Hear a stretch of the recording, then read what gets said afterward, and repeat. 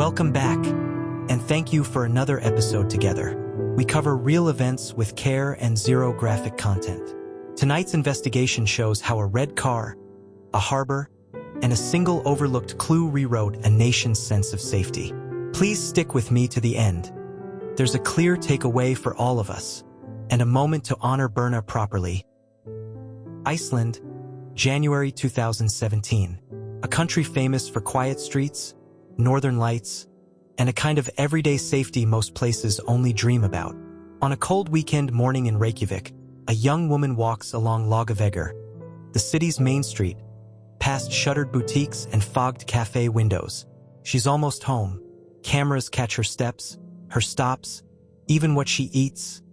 And yet, in the small spaces between those frames, something happens, just out of sight. A red car drifts into view and then out again. The city keeps breathing. The ocean keeps breathing. And for a few hours, nobody realizes Iceland's calm is about to break. This is the story of Birna Brjánsdóttir, 20 years old, whose disappearance would trigger one of the largest manhunts in Icelandic history and expose a chain of events that began in the warm lights of a Friday night and ended in the black water off the Reykjavík coast. The night Reykjavík lost its calm, the disappearance of Birna Brjánsdóttir. Viewer discretion advised.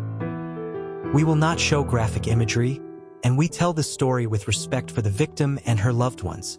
Friday, January 13th, 2017. Reykjavík has that particular winter buzz.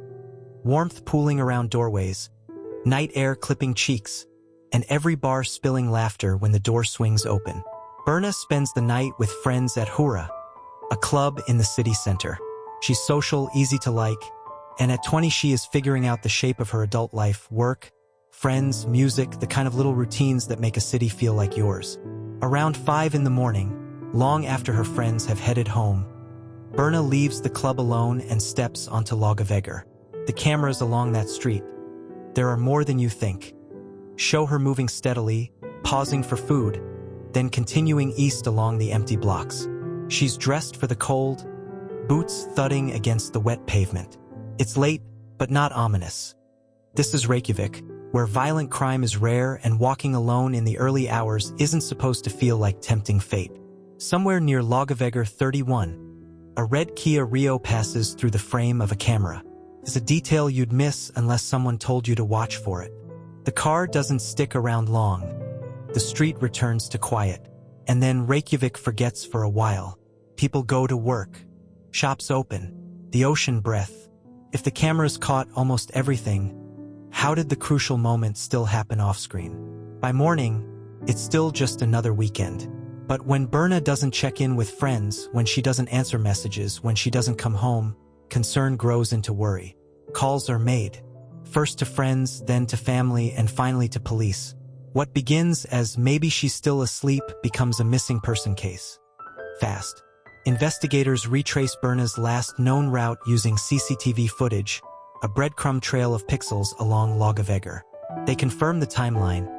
Out from Hura, food in hand, continuing on foot across the city's spine. Through digital forensics, they also identify a phone ping south of the center, Hafnarfjörður, a harbor town not far from Reykjavík. That ping tightens a circle on the map.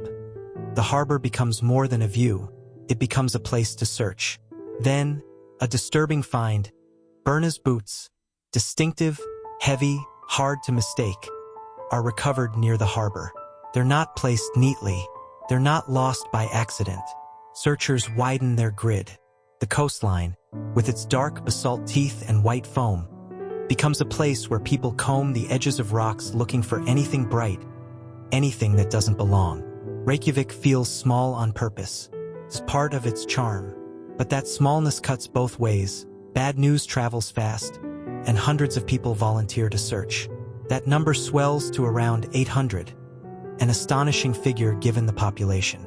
Social media fills with posts and maps, e.g. Birna, I am Birna, circulates, not because it's a trend, but because people don't know what else to do, and they want her found.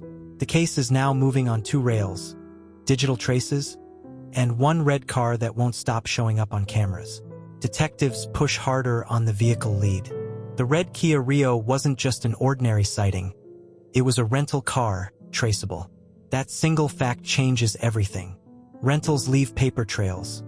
Contract times, who signed, what ID was used, and where it was returned, if it was returned at all. Investigators quietly pull those threads while the public search continues along the harbor and the windswept headlands. As the hours become days, Reykjavik's patience turns into resolve. This isn't an unsolved mystery in a novel. This is a daughter, a friend, a coworker, a 20-year-old with a future. And somewhere in the spaces between the cameras, something is hiding. By now, officers have a partial timeline from CCTV, phone data, and eyewitness accounts. The Kia Rio appears not just on Lagaveggur but also near the harbor of Hafnarfjörður. That matters. Harbors mean ships. It's a simple thought, but in Iceland it's often the right one. Investigators start looking seaward, not just streetward. They connect the rental not to a tourist, not to a local, but to a crew member from a Greenlandic trawler, the Polar Nannick, in port near Reykjavik. The ship, the car, and the timeline start to sync. At this point, just days after Birna vanished, the case is no longer a local search. It's a national manhunt with an international edge, and the trawler becomes the key. With cooperation from the ship's captain and under the coordination of Iceland's authorities, members of the special unit of the National Police Commissioner are flown by Coast Guard helicopter to intercept. On board, 2 crew members are taken into custody. The country watches live updates with a kind of held breath.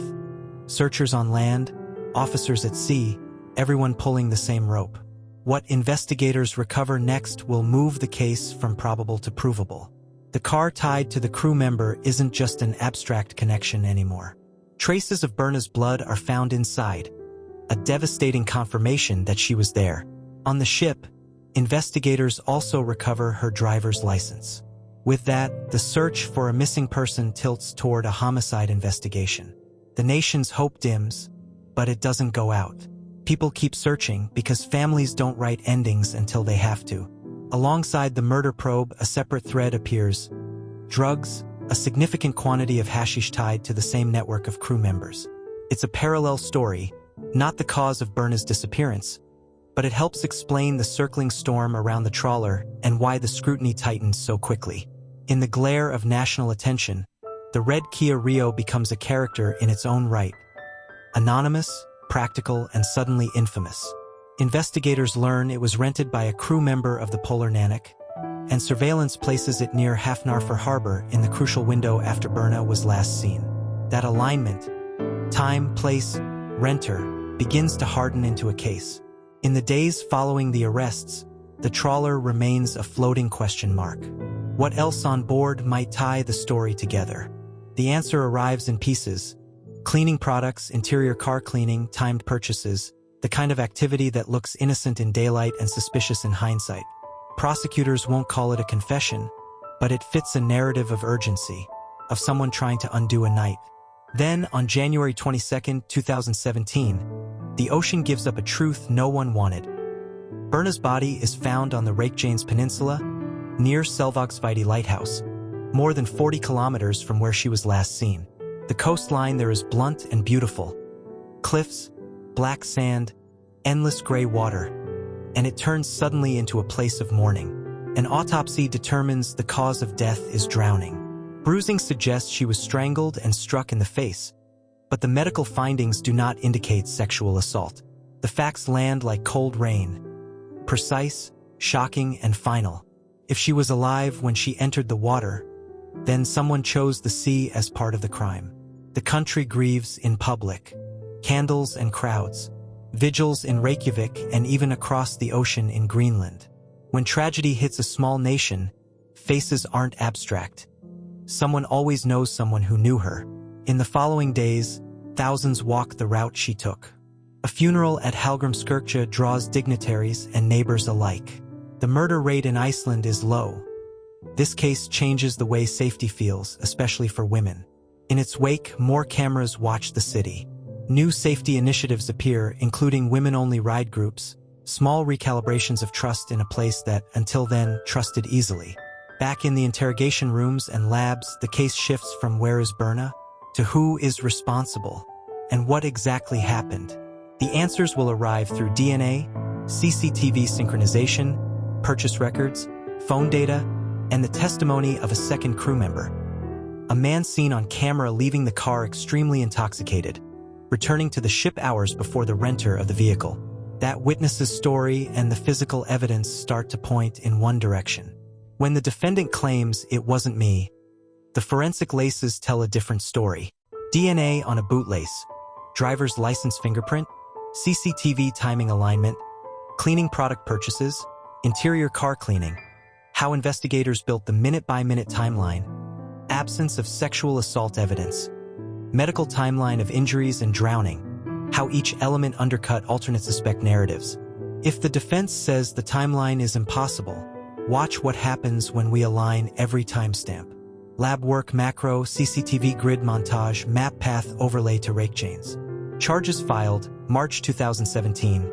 Guilty verdict in Reykjanes District Court, September 2017. 19-year sentence, later upheld by the High Court, November 23, 2018.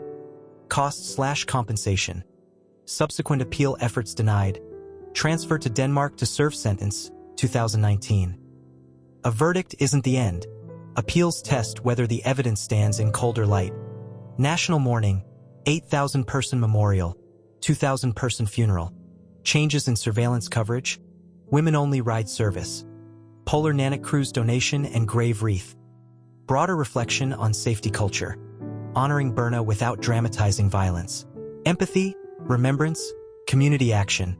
On-screen resources for ride safety and volunteer search orgs. Call to audience to watch the next documentary. Tease another Iceland case or a coastal rescue investigation.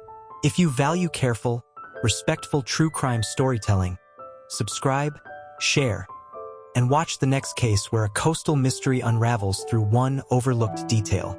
If the cameras saw almost everything, why does the crucial minute vanish? Two stories are moving at once. The phone's last ping, and a red car threading through the night. What investigators recover next shifts the case from probable to provable. If she was alive when she entered the water, someone chose the sea as part of the crime. When the defense says it wasn't me, the forensic laces answer back. A verdict isn't the end. Appeals test whether the evidence stands in colder light. Avoid speculation beyond the public record. No reenactments that place actors in the victim's likeness. Do not imply sexual assault. Sources indicate no evidence of sexual assault. Name only individuals who were publicly named and convicted. Avoid highlighting acquitted/uncharged persons beyond what's necessary for clarity. Disappearance, Lagavegur CCTV, Red Kia Rio rental link, phone ping Hafnarfjörður, boots recovery, special unit helicopter to Polar Nanak, blood in car, driver's license on ship, cause of death drowning, no sexual assault, national response, increased cameras, ride group initiative, memorial/funeral scale, DNA on bootlace, cleaning products/cleaning. Kia Rio and Lagavegur 31 specifics from local reporting. High Court upholds 19-year sentence, November 23, 2018. Long-form context on national impact. Crew memorial wreath donation/gesture. From the outside, it looks simple. A missing person case that escalated to a homicide investigation. But the way investigators proved what happened to Birna Brjánsdóttir came down to a lattice of forensics and minutes. Small pieces that fit together only one way. Start with the car, the red Kia Rio. When officers took it into evidence, they didn't just swab. They saw it. Visible blood in the back seat. Pools, smears. The kind of scene that doesn't live in doubt for long. Lab analysis would later confirm the obvious. The blood was Birna's. Next, the ship, the Polar Nanak. In a black trash bag on board, investigators found Birna's driver's license. Not just the object, fingerprints on it that mattered. Meanwhile, tests on the suspect's outerwear revealed traces of Birna's blood, even after the clothing had been washed. This is where narratives begin to part. Explanations and excuses on one side, physical transfer on the other. Investigators also mapped purchases, the ordinary kind that grow suspicious in hindsight. Cleaning products timed just so after the critical hours. Couple that with forensic confirmation that Birna had been inside the rental, and the story of the car changes character, from anonymous vehicle to the primary. If the defense says the timeline is impossible, watch what happens when we sync every timestamp. The timeline is a metronome you can hear if you listen closely enough. 5 o'clock, Birna leaves the club area, walking along Laugaveggur, eating a late-night snack. Shortly after, a red Kia Rio enters the frame near Laugaveggur 31. Harbor window. Cameras capture the car near Hafnarfjörður. Phones stop talking. The city's eyes blink.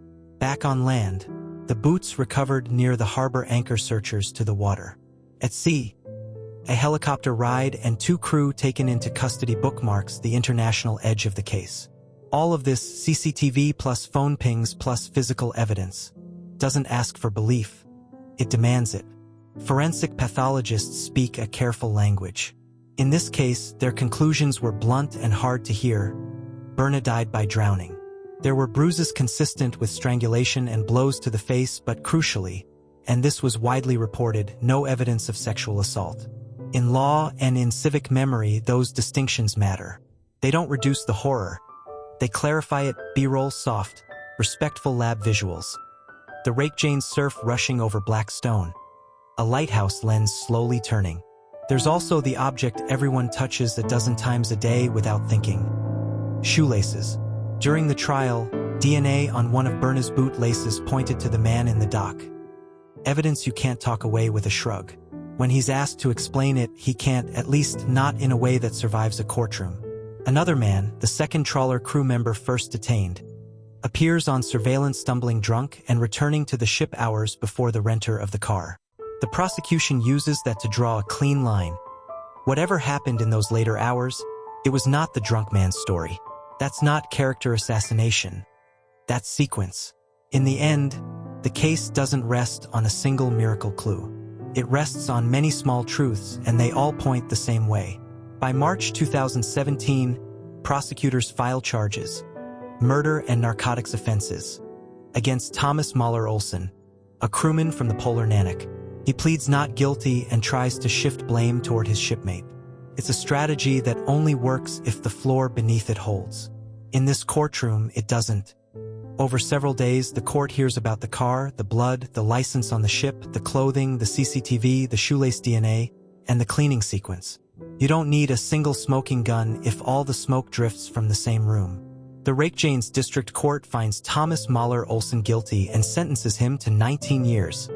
A heavy sentence in Iceland's system, reflecting both the murder and drug smuggling. Appeals are part of the design. In November 2018, Iceland's appellate court, Landsréttur, upholds the 19-year sentence, reaffirming the conviction. Some criticism of early interrogation procedure is noted in media coverage, but it doesn't alter the core. The evidence is overwhelming, and the verdict stands. A verdict isn't the end. It's a test. Does the story still stand when you turn down the heat? Here it does. The legal pages close, but the story doesn't end with paperwork. Birna's family doesn't get to go back to before. Reykjavík doesn't either. The cost is measured not only in years or kroner, but in the way a city feels at 4 a.m. and in the way friends text home when the night ends. Grief in Iceland is public and practical. People show up. In the first days, nearly 800 volunteers fanned out across harbors and headlands in what was called the country's largest search of its kind. After recovery, vigils lit the dark in Iceland and Greenland, a quiet bridge across cold water. In the months that followed, the city took stock. Additional surveillance cameras appeared downtown. Grassroots safety ideas sprouted. Things like women-only ride groups inside community networks. None of this is foolproof. It's not meant to be. It's the ordinary work of people trying to rebuild trust in the places they love. And there was remembrance. A funeral that drew neighbors, friends, and leaders. Public memorials that created space to mourn a young woman whose life was interrupted on an ordinary night. Those gatherings weren't for spectacle. They were Iceland saying what words can't. Hallgrímskirkja exterior at Blue Hour. Crowd seen only in respectful, wide silhouettes. A single flower on basalt. This case reverberated far beyond the docket. For many women, the lesson was cruel and familiar. Even in a safe city, we are asked to self-police our steps. For many men, it was a call to show up, to walk friends home, to make the ordinary night feel ordinary again. And for everyone, it was a reminder that community is a safety device, not a guarantee but an answer to isolation. What failed here wasn't Reykjavík. It was one man's choices. What endured was everyone else's. We can't repair what was taken from Birna or from those who loved her, but we can honor her by remembering how a city searched, how evidence held, and how her name changed the night. If this respectful, fact-driven storytelling matters to you, subscribe and share so it reaches those who value care over spectacle. And if you're walking home tonight, tell someone when you leave and when you're home. Next up, a coastal mystery unraveled by a single timestamp. Watch now.